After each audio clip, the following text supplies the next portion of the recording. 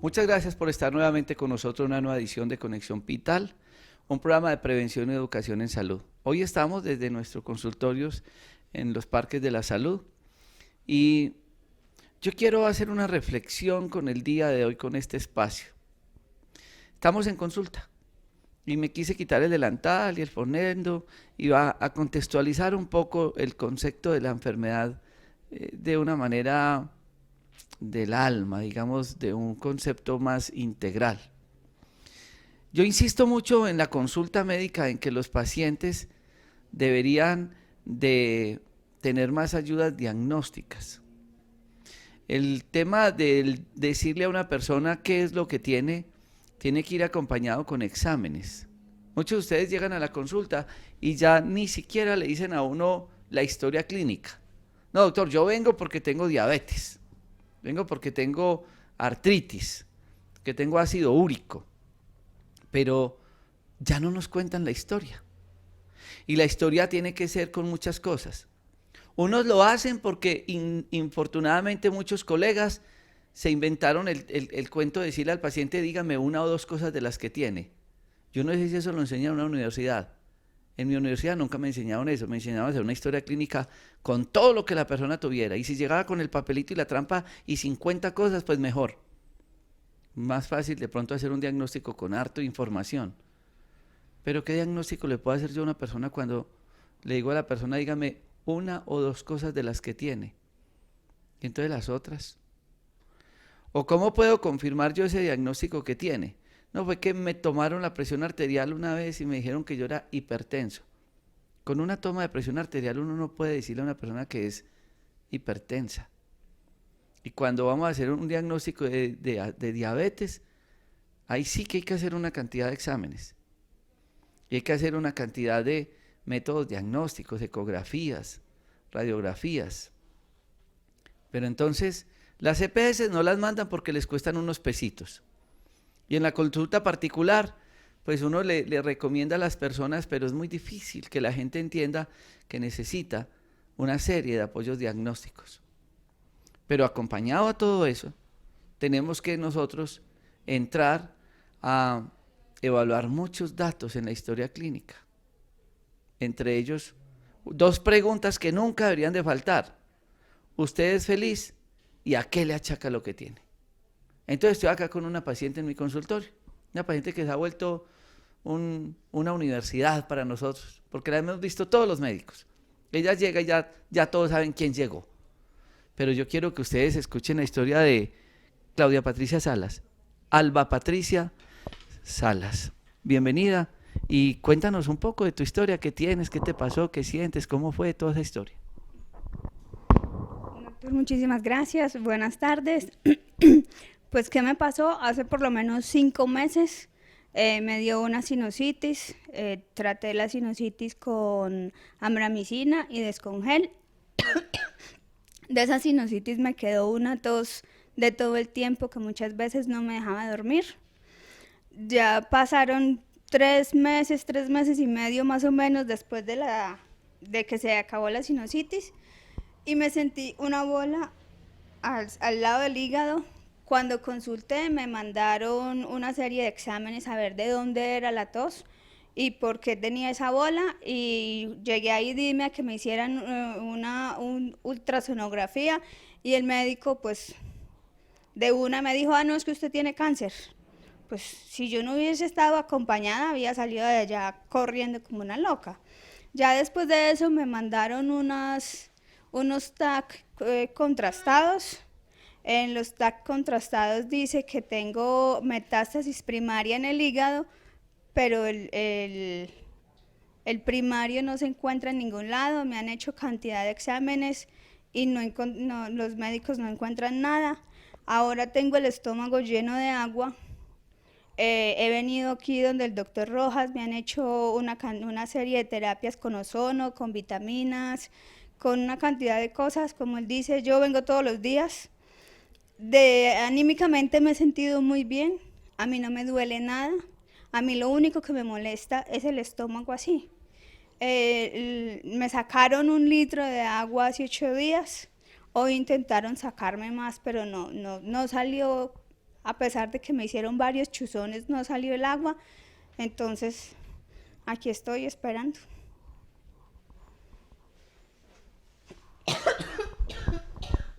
Y continúa con la tos. Bueno. Y entonces uno diría, sí, vamos a la clínica, ¿cierto? Lo que nos enseñó la medicina. Entonces le han encontrado, tiene unos diagnósticos, que una lesión en el hígado. Entonces la gente la ve como si estuviera en embarazo, pero resulta que ella no está en embarazo, ella está reteniendo líquidos. Y detrás de ese cuadro clínico ya hay mucha ciencia. Nos han ayudado en hospitales, nos han ayudado las EPS, nos han ayudado todos con exámenes, tomografías, muchas cosas. Pero uno tendría que preguntar, ¿y qué pasó? ¿Usted a qué le achaca eso? ¿Usted por qué relaciona todo lo que le está pasando? ¿Algo sucedió en su vida? Pues puedo relacionarlo con un episodio que me pasó hace por lo menos 5 años. Yo siempre he sido muy miedosa. Y hace 5 años me cogieron en la esquina de la 15 con Sexta y me robaron el morral. Eso para mí fue un impacto horrible. Yo no quería volver a salir de la casa. Yo ya no quería hacer nada. Incluso en este momento, si después de las 7 de la noche yo necesito algo de la calle, yo me quedo con la necesidad porque yo sola a la calle no salgo. ¿Usted tiene miedos, temores, rabias, iras? No, rabia no, yo no siento rabia. Yo si necesito decirle algo a alguna persona, yo se lo digo en el momento y ya pasó. Pero sí muchos miedos. Cuando a usted le sucedió lo del atraco, usted se encerró, usted no quería volver a salir. Cuando me pasó lo del atraco, terminé en urgencias porque me hiperventilé. Y cuando llegué yo no quería volver a salir de mi casa. Incluso estaba haciendo el curso de inglés y fui y lo cancelé porque lo hacía en la noche y yo no quería volver a salir en la noche. Estuve en Argentina en un congreso sobre cáncer y hablamos de muchos cánceres, de muchos tumores, pero toda la conclusión de todos los médicos era la causa psicosomática del cáncer. Porque en el seno derecho, porque en el seno izquierdo, porque el de útero, porque el del hígado, y todos buscaban, estudiaban, interpretaban y relacionaban el cáncer con situaciones emocionales. Vamos a este corte comerciales, ya regresamos.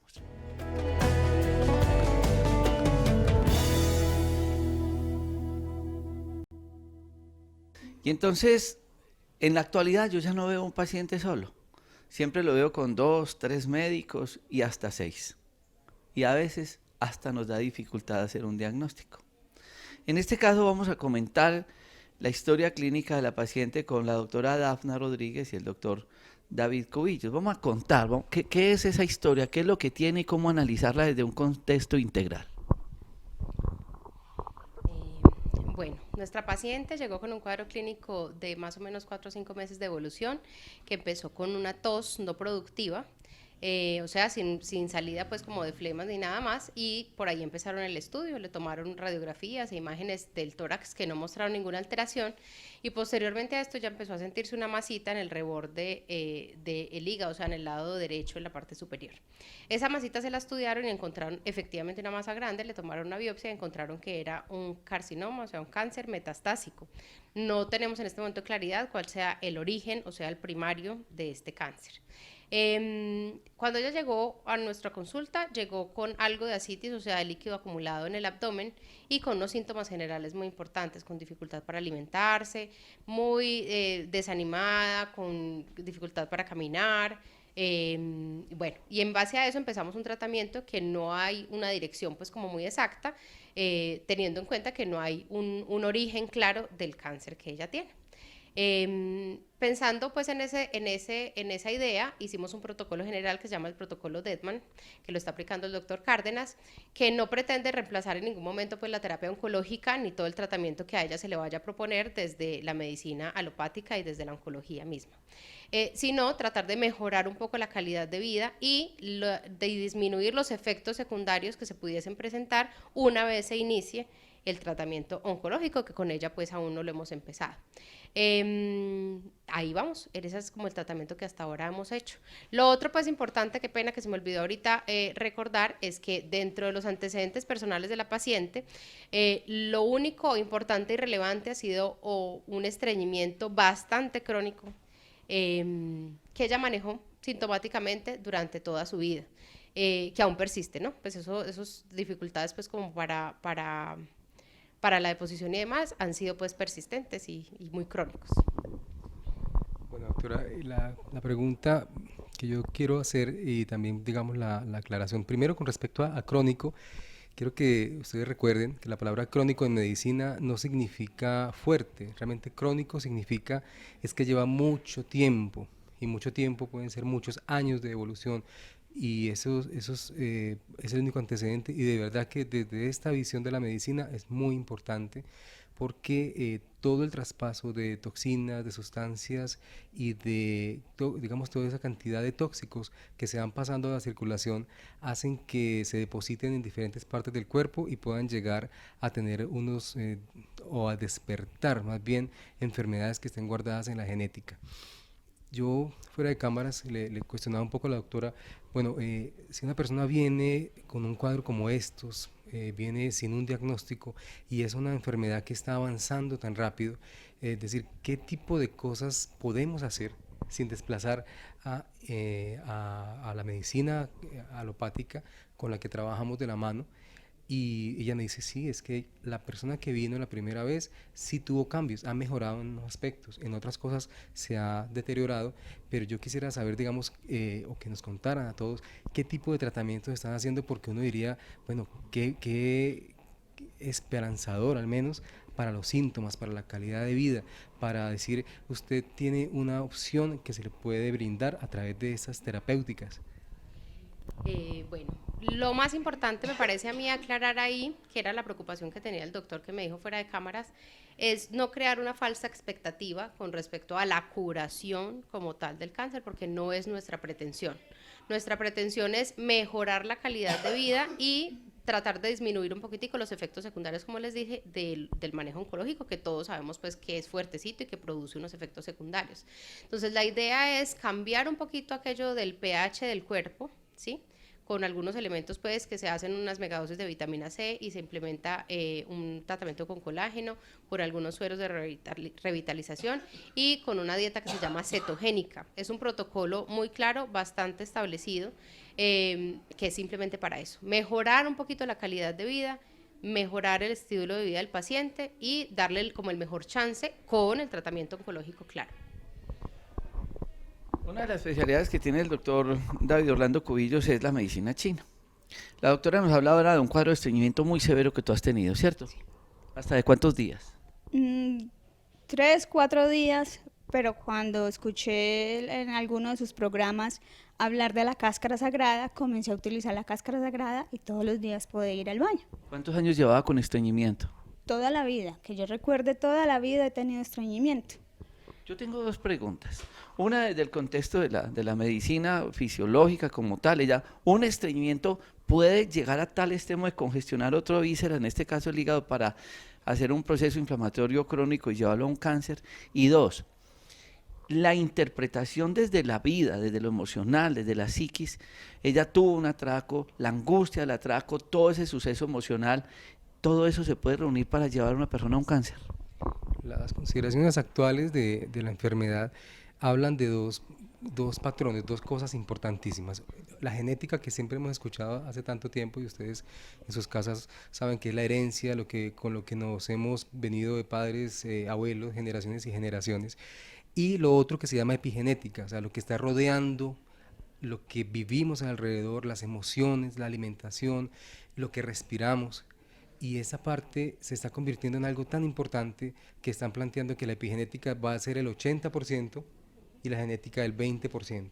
O sea que ustedes se pueden imaginar cuántos recuerdos o cuántas cosas tenemos nosotros o qué sabemos de las enfermedades de nuestros padres y abuelos, pues lo que podamos recordar o lo que podamos saber, sobre todo cuando la gente moría de repente, o sea, no se sabía de qué. Pero cuánta historia tenemos hacia atrás, esa no la conocemos.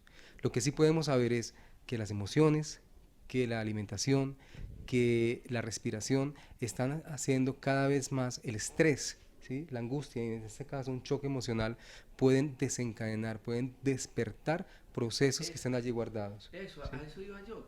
A eso iba yo. Posiblemente ella tenía esa información porque la gente dice, pero el atraco le causó el cáncer, el estreñimiento le causó el cáncer. No, ella tenía esa información, pero son factores que lo aceleran, que lo desencadenan. Que lo despiertan, que lo despiertan. Casos, por ejemplo, va la abuelita con su niño, es un caso documentado, se cae el niño a los rieles del tren y pasa el tren por encima. Y entonces se corta las mangas de la camisa y saca la manito el niño y dice, abuela, no me pasó nada. Pero realmente desde ese momento ya sintió un dolor profundo en su bajo vientre y le empezó un cáncer.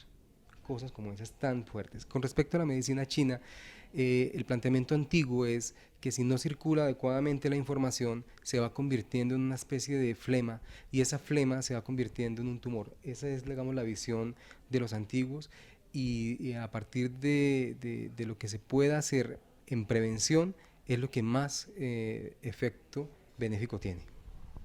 Vamos a ir a este corte de comerciales para que podamos hacer ese entendimiento global de lo que es un proceso patológico y así como lo dijo la doctora Dafna, está todo el tratamiento oncológico que lo respetamos al máximo, existen un conjunto de terapias que le pueden beneficiar al paciente. Ya regresamos después de esta nota comercial.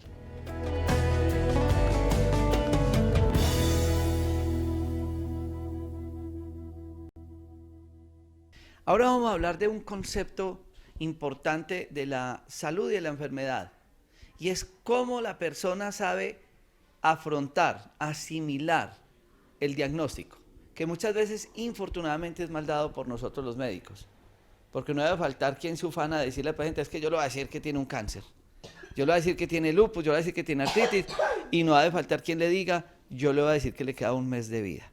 Y ahí es donde confundimos la abreviatura de MD de médico con la de medio Dios. Con respeto digo esto, porque es que es muy triste que llegue un paciente con un diagnóstico que le dijeron, a usted ya no hay nada más que hacerle, lo suyo no tiene cura, acostúmbrese a vivir con eso, tome esto el resto de la vida, usted tiene un cáncer, le queda un mes de vida y 1000 diagnósticos más. Somos humanos, médico, científico, rector, profesor, industrial, rico, pobre, somos lo mismo. Entonces, vamos a la parte humana. Y entonces, ¿cómo le llega ese diagnóstico? ¿Qué pasa con la vida tuya? Pues al principio fue muy duro, viendo a mi chiquitico que acaba de cumplir 1 año. Mi mamá lloraba, pues la casa estaba hecha un caos. Pero después empecé a pedirle mucho a Dios que me diera fuerzas. Vine aquí donde el doctor Rojas, empecé las terapias. Las terapias me han servido mucho para subirme los ánimos. En este momento yo me siento tranquila, no tengo ningún dolor. Entonces yo le digo, Diosito, yo sé que hay mucha gente que tiene una enfermedad similar a la que yo tengo y se hacen los tratamientos, se hacen las terapias, buscan alternativas y llevan cantidad de años viviendo, aprendiendo a convivir con eso. Aquí en el Parque de la Salud he conocido gente, conocí la semana pasada una señora que me contaba que lleva 8 años viviendo con eso, que lleva 8 años yendo a quimioterapias, yendo a radiaciones, que le han hecho 2 cirugías y la señora ahí está y la señora tenía muchos ánimos. Entonces yo le decía, Dios, si esta señora que tiene un poquito más años que yo puede vivir con eso, ¿yo por qué no voy a poder? Yo necesito que tú me ayudes a ver crecer mi niño, a educarlo, a verlo grande, a llevarlo al colegio. Entonces, ayúdame con todo eso. Pero además de pedirle la ayuda a Dios, usted se está programando para esa ayuda, usted se está visualizando como la pobrecita, que estoy mal, mi enfermedad, o usted cambió de ese chip que vio en su familia y usted dice, me enfrento a la enfermedad. Sí. Yo incluso, entre mi hermana y yo hemos trabajado mucho eso con mi mamá, porque mi mamá sí llora mucho. Entonces le decimos, no es de llorar, es de aprender a vivir y seguir luchando. Entonces, ahí vamos con eso. Jimena Castellanos, Pérez hace parte del grupo de profesionales que nos acompañan en nuestras clínicas y en la clínica Guadalupe en Armenia, en el centro comercial Calima. Y yo sí quiero que usted, que hace la parte de acompañamiento, de psicoterapia, de coach, de toda esa parte del alma, ¿cómo se sienta usted con una paciente? Y yo le digo, bueno, le voy a entregar a una paciente, le cuento la historia clínica y usted dice, voy a sentar con ella a ver cómo es el proceso de la vida, cómo lo está enfrentando y cómo ayudarle desde la parte de la psicoterapia. Bueno, Jorge, pues básicamente, inicialmente empezamos con tomar conciencia de cómo me relaciono yo con mis emociones, ¿sí? Porque a nosotros desafortunadamente nos han enseñado desde chiquitos a que hay ciertas emociones que no podemos sentir, que tenemos que rechazar, que tenemos que esconder, que tenemos que evitar, que tenemos que negar, pero por el hecho de que hayamos aprendido eso no quiere decir que no sintamos. Entonces, yo puedo sentir mucha rabia, pero si no me es permitido y no me ha sido permitido expresar esa rabia y aceptar esa rabia dentro de mí, yo voy a tener que buscar alguna manera, alguna otra alternativa de poder sacar y descargar toda esa emoción que tengo ahí acumulada. ¿Qué pasa muchas veces? Que el cuerpo lo cargamos tanto de emociones que no le permitimos expresar, que no nos permitimos sacar, que aparece la enfermedad como una solución a esa emoción que yo ya no soy capaz de seguir aguantando en mi vida. Entonces, lo primero que hay que empezar a hacer es un proceso de tomar conciencia de cómo me relaciono yo con mis emociones, porque a la final son mis emociones las que me llevan o a seguirme enfermando o a sentir cada vez más fortaleza, más fuerza, más confianza para poder llevar mi enfermedad, pues a solucionarla o a resolverla o a aceptarla y a aprender a vivir con ella. Una de las cosas que estamos viendo con el manejo del paciente es que el paciente, unos no quieren aceptar, ¿cierto? Yo no me quiero morir, yo no, ¿por qué tengo esto? La otra llega el de la culpa, es que ni que yo hubiera matado a un cura. Pues porque a mí, ¿por qué tan de mala? Es que yo estoy muy joven, tengo una niña muy chiquita, mi mamá la quiero mucho, tengo todos mis hermanos, detrás de cámaras están todos acá en nuestro Parque de la Salud viendo esta grabación y todos tendrán 1000 pensamientos en la cabeza. ¿Cómo? Pues casi que yo le preguntaría es, ¿y usted cómo hizo para decir, no, yo estoy tranquila? Porque la gente dirá, pero ¿cómo hace esta mujer? Pues que con niño pequeño, con este abdomen lleno de líquido, con el tumor en el hígado, con 1000 diagnósticos que le han dado, y entonces, ¿cómo hace usted para decir, no, es que estoy tranquila? Además, porque uno la ve entrar acá y es riéndose con todo el mundo. Pues la verdad son fuerzas que uno saca viendo el chiquitín correr por toda la casa, viéndolo jugar, cuando él se ríe, cuando va y lo abraza a uno, cuando uno ve los papás que están tan pendientes, ayudándole tanto, dándole siempre ánimos. Entonces uno le dice, Dios, ayúdame que yo ya tengo que vivir con esto. Si los tratamientos me van a servir y me voy a sanar y voy a vivir unos años más acompañando a mis papás y viendo a mi bebé, listo, muy bacano. Lo hago, sigo mi trabajo, sigo buscando lo que siempre he querido. Si no, entonces ayúdame a que los días que me queden los viva tranquila. Entonces, pues toca sacar fuerzas y seguir luchando. Aparte, cuando a uno no le duele nada y cuando aquí le han ayudado tanto y los ánimos no se le han bajado, a mí no me ha dado depresión, pues los primeros días sí uno llora y eso, pero ya, entonces sigo para adelante. Y entonces afrontemos la realidad. ¿Cómo? Afronte la realidad. Usted está con la paciente. ¿Cómo uno poder llegar al corazón de la persona para entender ese contexto de lo humano? Pues,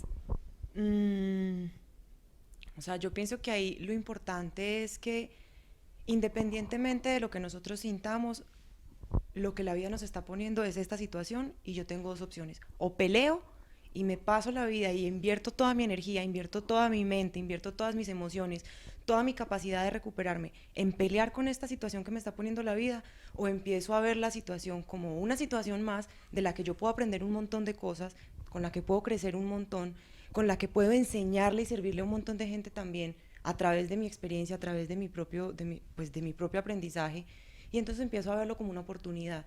y ya no me pregunto tanto por qué a mí, por qué esto, por qué en estas circunstancias, sino, ok, ¿para qué? ¿Para qué necesito yo esto? ¿Para qué necesito esta situación? ¿Para qué estoy viviendo esto? Y de esto, ¿qué puedo sacar? ¿Qué puedo aprender? ¿Y qué puedo enseñar? Para mí es motivo de mucha alegría compartir con todo el equipo de profesionales de la salud este espacio y ojalá que sea una gran reflexión para la vida de todos ustedes, entender el para qué de las cosas que nos suceden. Vamos a este corte de comerciales.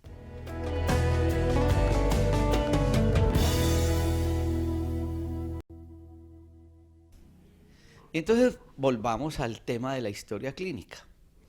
Uno que tendría que preguntarle a Alba Patricia Salas, para uno decir, pero una persona tan joven, tranquilos, que si ustedes van a un hospital de pediatría, ven una gran cantidad de niños con tumores de uno u otro nombre.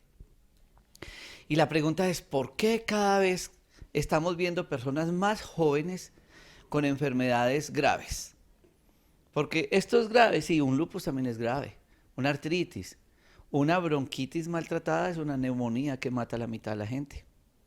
Entonces, es cualquier proceso patológico.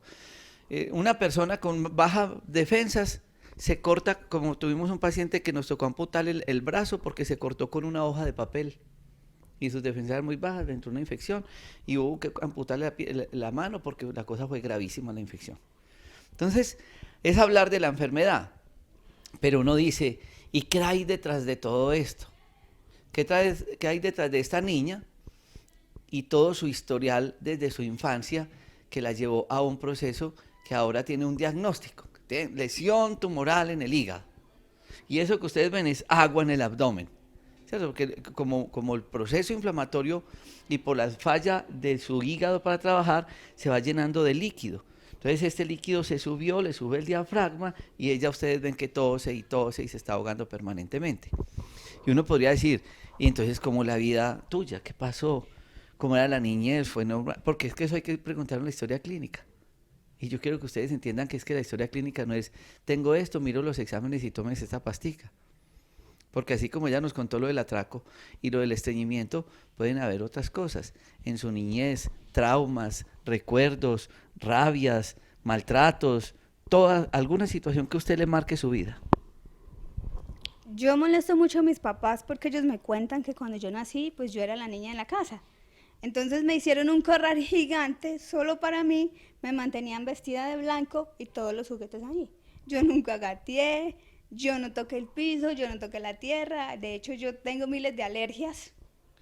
Y entonces yo les digo, esto es culpa de ustedes que no me dejaron hacer nada. Pero fui creciendo, después llegó mi hermanita, yo les decía, ¿y para qué esa muchachita aquí en la casa? Yo no quiero esa muchachita, pues sí, yo ya estaba aquí. Entonces yo la molestaba, yo le pegaba, yo la pellizcaba, yo la montaba en el triciclo y me iba a la carrera, daba la vuelta y la tiraba contra las paredes. Entonces a mí eso como que me marcó porque yo a ella chiquita no la quería. Y ahora pues es mi hermanita, es todo. Después cuando llegué a la época del colegio, a mí me recogía era el bus de bachillerato. Entonces yo salía, estando en kinder, yo salía de mi casa a las 6 de la mañana con un tetero. Y tal como mi mamá me empacaba la lonchera, yo volvía y la llevaba. ¿Por qué? Porque a mí no me gustaba la comida fría. Entonces yo llegaba a mi casa a las 2:30 de la tarde. Pero no era por pena porque todos los otros eran grandes y eran del colegio y demás. No, era porque me empacaban lonchera. Si me empacaban un paquete de papas, de pronto me comía el paquete de papas. Pero si a mí me empacaban el huevito con el pancito y el chocolate, yo no me comía eso porque eso estaba frío. Entonces yo aguantaba hambre hasta las 2:30 de la tarde que llegaba a mi casa y ahí sí comía la sopita calientica, todo. Después, cuando ya seguí creciendo, pues viendo todo eso, mis papás me cambiaron de colegio. Entonces ya seguí, yo era de pocas amigas, porque pues toda la vida he sido más bien cuzumbosol, como le dicen a uno, entonces no. Después me marcó mucho, yo estudiaba en Dos Quebradas y venía en el bus del colegio y vi cuando mataron a un señor. El señor tenía una camiseta blanca y de inmediato la camiseta se puso roja. Entonces, yo tuve eso en la cabeza mucho tiempo. Yo pasaba en el bus del colegio por donde era eso y yo cerraba los ojos porque me parecía estar viendo otra vez el señor ahí. Entonces yo le decía hoy al doctor Rojas, me encantó el programa de anoche, pero ¿cómo combato todos esos miedos que tengo dentro? Pues que sea la doctora Jimena la que nos cuente sobre los miedos. La tos que ella tiene es porque tiene tanto líquido ya en su cuerpo, se le está regando esos líquidos que al pulmón le llegan. Entonces ella tose como mecanismo de defensa para mover ese líquido que también le está llegando al pulmón. Es el proceso de la misma patología que obviamente está en un proceso terapéutico, con oncología, con medicinas biológicas, con un equipo interdisciplinario para enfrentarse a ese proceso. Pero esa es una pregunta bien frecuente y ni siquiera son los miedos de ella, son los miedos de tantas personas, de tantos de ustedes que nos están viendo en este momento y uno dice, ¿uno cómo se enfrenta al miedo? Bueno, pues lo primero que hay que entender y que hay que tener muy claro es que lo que nosotros ahora de adultos recordamos de cuando estábamos niños no se parece en lo más mínimo a lo que fue la realidad para ese niño, ¿sí? Nosotros ahorita podemos recordar situaciones que tuvimos cuando estábamos pequeños, como recordaste ahorita, como con risa. No, es que yo no quería a mi hermanita, no, es que yo le decía a mis papás, pero es que ustedes para qué la trajeron si es que yo ya estoy acá. Y ahorita eso nos puede causar risa, nos puede causar gracia. Y nosotros, todos los seres humanos, todos los adultos, tenemos situaciones que recordamos de cuando estábamos pequeños y nos reímos de eso, pero no entendemos que, aunque para nosotros ahorita eso no tiene sentido, es chistoso, el niño en ese momento tiene un montón de cosas que están pasando a nivel emocional y a nivel mental que no está entendiendo y que lo que empieza a hacer es a generar un montón de recursos inconscientes para defenderse de eso que está sintiendo. Y ahí es donde aparecen los miedos, porque es como yo empiezo a tratar de evitar entrar en contacto con estas situaciones que me despiertan estas emociones, porque no sé cómo manejarlas, no sé cómo entenderlas y no tengo la capacidad de enfrentarlas. Lo triste es que de adultos creemos que tenemos la capacidad para hacerlo, pero nos damos cuenta que en realidad no. ¿Por qué? Porque seguimos siendo y llevando adentro ese niño herido, ese niño lastimado, ese niño lleno de miedos, de tristezas, de rabias, que no ha podido resolver eso que pasó cuando tenía 2 años. Una de las cosas que tiene la especialidad de la psicoterapia es la hipnosis y la regresión. Y la gente dice, bueno, entonces, que una hipnosis, que una regresión, que recordar la niñez. Y mucha gente dice, pero porque es que nos sucede en las historias clínicas con muchos colegas que lo comentamos. Cuando no tenemos ese historial desde la infancia, no podemos entender, no podemos interpretar muchas patologías, muchos comportamientos, muchos cambios sexuales, muchos odios, rabias, iras, tantas situaciones que presentamos. Entonces uno dice, ¿por qué Alba es de tal personalidad? ¿Por qué Jimena tiene otra personalidad? Eso, la personalidad no es de ayer, no. Es un elaborado desde la niñez. Todo ese contexto.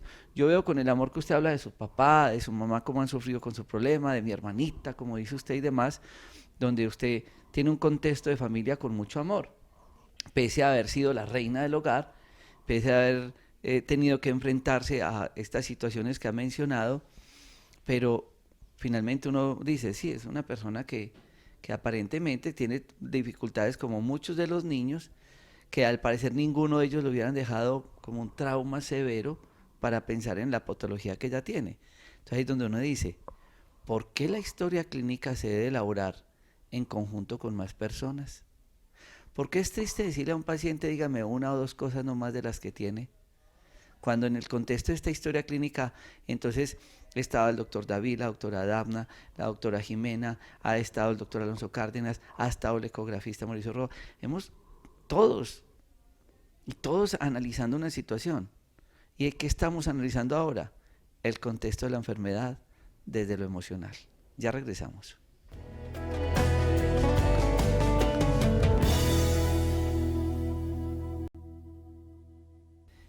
Y hoy la historia de Alba Patricia Salas nos permite hacer una reflexión en nuestras vidas. Nos permite a nosotros analizar a lo que cualquiera de nosotros nos podía dar. Porque es que ustedes allá están sentados y dicen, sí, pues, pobrecita Alba Patricia, ahí tiene su su tumor y demás. Otros dirán, qué preocupación por el niño. Otros pensarán, ¿qué va a pasar con ella? Como decía ella, ¿cuántos días irá a durar? ¿Y por qué no piensan eso en ustedes? Ustedes saben, ¿cuántos de ustedes podrán ahora estar en un proceso de enfermedad y como me siento bien no me hago el examen? Tan raro. Todo el mundo tiene un papelito colgando en la direccional del carro para decir a los cuántos kilómetros le cambio el aceite y a los cuántos tengo que llevarlo a la revisión técnico-mecánica. El carro está enfermo, el carro está varado, no, el carro está perfecto, pero es que el carro hay que llevarlo a revisión. ¿Cuántas personas realmente están viniendo a revisión? Acabo de pasar a atender a un paciente a uno de los consultorios en un corte de comerciales a escuchar una historia y el señor me decía, yo vine a hacerme un chequeo y hoy atendimos 62 pacientes y uno vino a chequeo.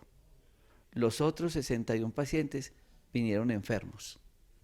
¿Eso es inteligente? No. ¿Eso es coherente? No. ¿Eso es saludable? No. Estamos fallando. Posiblemente, volviendo a la película atrás, haciendo una crítica constructiva, si de pronto Alba Patricia le hubieran traído, tiene 39, a los 30, 32, 35, me quiero hacer unas ecografías, me quiero hacer un paquete ginecológico. De pronto haberle prestado más atención al tema del estreñimiento. Pero como ya eso ni siquiera se preguntan las historias, uno ve unas historias muy completas y cada cuánto da el cuerpo, eso ya no lo preguntan, desconociendo lo grave que es un problema de estreñimiento. Entonces yo hago una reflexión para que la responda la doctora Dafna Rodríguez Valoy, y es, ¿por qué cada vez estamos viendo más cánceres? ¿Por qué cada vez lo estamos viendo en personas más jóvenes? Tenemos la información genética del cáncer, la estamos acelerando, realmente no tenemos el suficiente cuidado, responsabilidad, control médico para evitar la enfermedad. Bueno, realmente hablando de cáncer y de la temprana aparición del cáncer, tenemos que pensar en algo de lo que el doctor David nos habló ahorita, que fue la epigenética. Viendo las patologías crónicas, la obesidad, la diabetes, la hipertensión, las cardiopatías isquémicas y el cáncer, ¿sí? El síndrome metabólico en general y el cáncer, se ha visto que la epigenética, que es eso ambiental, la comida, lo que respiramos, el estrés que manejamos, el trabajo que tenemos, el smog que consumimos todo el tiempo, son los que han hecho realmente un cambio importante y los que han enfermado más a nuestra generación. En los últimos estudios se ha visto y se han hecho estudios grandísimos, no solamente con respecto a cáncer, sino enfermedades como la diabetes, en las cuales se ha visto que eran poblaciones, por ejemplo, los indios Pima, hay un estudio grandísimo de eso, de que eran una población perfectamente sana, sin síndrome metabólico, sin diabetes, sin hipertensión, sin nada, y apenas se hizo el cambio en la dieta, es la población en este momento más obesa del mundo, y con un índice de diabetes, de infarto y de mortalidad todos antes de los 45 años. Eso en un lapso de tiempo de más o menos 40, 50 años de una población humana que lleva tanto tiempo en este mundo. Lo mismo se está empezando a ver con respecto al cáncer. Los estudios en este momento no han sido lo suficientemente concluyentes, pero sí hay evidentemente una relación importante entre el cáncer y nuestro estilo de vida, ¿sí? El hecho de que comamos la comida que comemos, que es prefabricada a la mitad, ¿sí? Del estrés que manejamos en cuanto al trabajo y de la falta de actividad física tan importante. Aquí todos los días vemos, pero es que como mi abuelito se comía un calentado todos los días y por la noche sancocho, pero es que el abuelito se caminaba toda la finca todos los días desde las 4 de la mañana, cosa que evidentemente nosotros no hacemos. Entonces... Y fumigaban menos los cultivos. Ajá. Entonces la comida era lo que realmente se estaba comiendo, uno ya no sabe qué se está comiendo, ¿cierto? Y la actividad física y el estrés que se manejara, muy distinto, ¿cierto? Realmente yo pienso que la medicina va en este momento encaminada mucho a mirar más que la genética, la epigenética, que es lo que nos ha mostrado unos cambios grandes en nuestro genoma mismo, ¿sí? Y que se ha visto en los estudios genéticos que de mi generación a la de mis hijos, yo, por cambios en el consumo de alimentos, por la inactividad física, por todo lo que estamos hablando aquí de la epigenética, le puedo transmitir a mis hijos en una sola generación un cambio genético importante que pueda llevarlos en un futuro a una aparición de un cáncer a temprana edad sin que nadie en mi familia lo haya tenido antes. y eso es lo que se ha visto pues como cambio radical en los últimos años. De manera pues que la prevención y lo que nos estaba diciendo ahorita el doctor, los cambios en la actividad física, en la alimentación, en que tratemos de hacer la comida en la casa, que la preparemos en la casa, en el huertico de la casa, que uno pueda tener ciertas cosas. Yo en mi casa, por ejemplo, en un patio que no mide 2x2, tengo tomates. ¿Por qué? Porque es de las cosas que más fumigan en este momento. Tengo maticas aromáticas. Uno puede tener opciones para manejar su vida diferente y darle a su familia y a sus hijos, pues que generalmente son nuestro mayor tesoro, una mejor oportunidad. Y yo quiero ir concluyendo este programa con nuestra invitada, porque yo quiero que Alba Patricia Salas, así como llega aquí sonriendo y pidiendo collares y demás, y esa alegría tan linda que tiene, pues le deje un mensaje a tantas personas, porque muchos estarán diciendo, no, yo tengo lo mismo que ella, pero estoy encerrado con mi viacrucis adentro y muriéndome y llorando y sufriendo con la enfermedad. ¿Cómo se hace? ¿Cuál es el secreto? Pues para mí el secreto es el apoyo de la familia, es pensar que si yo me siento a llorar, entonces la enfermedad se me va a acelerar y voy a durar 2 meses. Y eso no es lo que yo quiero para mi vida, y eso no es lo que yo quiero que mi familia viva, y eso no es lo que yo quiero para mi bebé. Yo quiero ver crecer a mi bebé. Entonces es tratar de buscar alternativas que me ayuden. Yo vine donde el doctor Rojas, las terapias me han ayudado mucho, yo busco oraciones de sanación, yo le pido mucho a Dios que me dé esa fortaleza para luchar con esto, para poder ir cuando vuelva a mi trabajo. Yo trabajo con una población vulnerable, entonces ir y llevar ese mensaje. ¿Usted sigue trabajando? No, en este momento estoy incapacitada. ¿Y en qué trabajabas? Yo coordino un restaurante escolar en un colegio de Villa Santana. Entonces a mí me toca ver cantidad de niños con hambre, familias que van llorando por cualquier cosa, cómo me puede ayudar, qué puedo hacer. Y yo quiero seguir ayudando a toda esa gente. Entonces yo le digo, Señor, no me dejes flaquear. Yo necesito salir de esto, yo necesito aprender a vivir con esto y seguir adelante. Entonces yo le digo a toda la gente, cuídense mucho, cuiden la alimentación. Yo trataba de hacerlo, no mucho, pero en algo lo hacía. Me sentí la bola y consulté posiblemente a tiempo, no sabemos todavía. Entonces, miren su cuerpo, mírense, conózcanse y luchen por su vida. Esto es un mensaje que ojalá todos los lleven al corazón y que sea un mensaje de reflexión. La gente trabaja mucho para pagar la cuota del carro. Chévere, importante, ¿no? Y la casa, pues el sueño de muchas personas. Y trabajan para tener un buen televisor y buena ropa y demás. Pero perdónenme, qué poco trabajan para cuidar la salud. Qué difícil es que las personas tengan claro la necesidad de hacerse buenos exámenes, buenos controles médicos. Saben que yo inicié un programa que llama Un Día para tu Salud, donde la consulta dura 10 horas y empieza a las 7 de la mañana y termina a las 6 de la tarde y la persona la ven 15 especialistas y les hacen de todos los exámenes. Y yo hice eso con tanto sueño creyendo que iba a llegar mucha gente. Yo dije, van a hacer fila para hacerse en esto. Y la gente no ha entendido el mensaje. Todavía hay que llevar el carro a la revisión, hay que cambiarle aceite, hay que pagar lo que me cobren en el taller, porque es que el carro es muy importante. A todos ustedes, muchas gracias por estar con nosotros.